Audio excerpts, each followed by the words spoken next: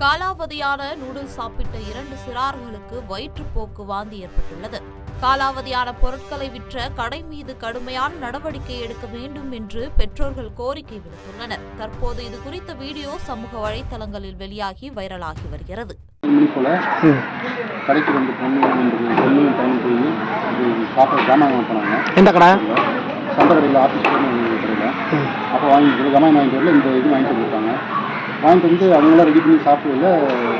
Night நம்ம அதை அப்போ ஏதாச்சும் போன அப்புறம் பார்த்தா ஒன்று 2 பேருக்கு ஒரு மாதிரி கம்ப்ளீட்டாக இருந்துச்சு. என்னன்னு கேட்கல வந்து அப்போ தான் எடுத்து நான் பார்க்குறேன். எக்ஸ்பீரி வந்து 4 months மேலே எக்ஸ்பீரி டேட் ஆகிடுச்சு.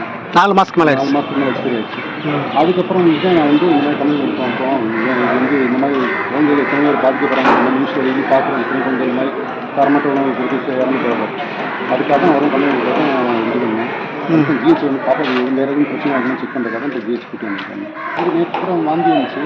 இப்போ வந்து காலைல நேற்று நைட்டு ஒன்றும் கொஞ்சம் தான் சாப்பிட்னால ஒன்றும் ப்ராப்ளம் இல்லை. காலத்துக்கு நெஞ்சு வீட்டுன்னு சொல்லுவாங்க. இப்போ நான் ஹாஸ்பிட்டல் கூப்பிட்டு வந்துருக்கேன். டாக்டர் என்ன சொல்லுவாங்க? டாக்டர் என்ன சொல்கிறாங்க, டேப்லெட் சொல்லிட்டு வைக்கிறாங்க, இன்ஜெக்ஷன் கொடுக்குறாங்க. சாப்பிடுங்க, எதுவும் ஃபீவராகனா அப்புறம் நெக்ஸ்ட் ட்ரீட்மெண்ட் என்னன்ற பார்த்துக்கணும். அது என்னைக்கு வாங்கினீங்க? இது நேற்று நைட்டு. அது பில்லு வச்சுருக்கீங்க? பில்லு இல்லை, பில்லு இல்லை. அந்த பில்லை காமிங்க.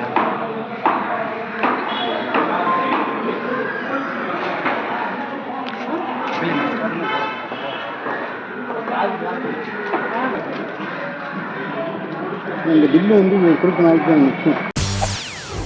செய்திகளை உடனுக்குடன் தெரிந்து கொள்ள உடனே சப்ஸ்கிரைப் பண்ணுங்க.